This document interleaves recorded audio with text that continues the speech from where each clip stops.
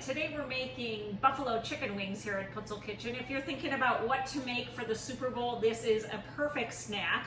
I have about 2.5 pounds of chicken wing drumettes here, and I'm just going to season it with about a half a teaspoon of freshly ground black pepper and half a teaspoon of sea salt, also freshly ground. And then the key to making this crisp is baking powder, aluminum free. I'm going to use a half a teaspoon of baking powder and sprinkle it all over. And then don't be afraid to use your hands and toss the wings so that they're completely coated.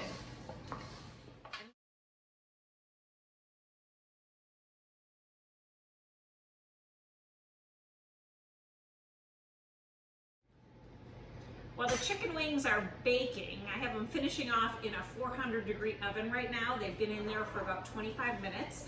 We're gonna mix the hot sauce.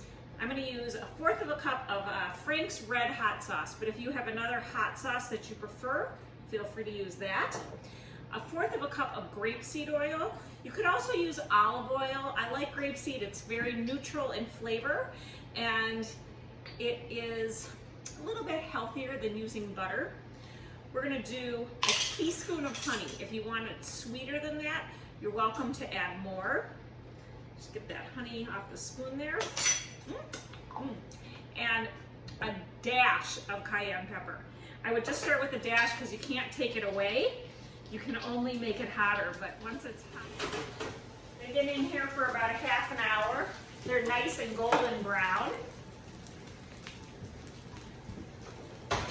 And we will toss them in the hot sauce. I'm just going to use some tongs, whoops, because I know they're going to be too hot to handle. And they'll come right off of the tray. We're going to toss them in the sauce till they're evenly coated. I would say maybe do half a batch at a time.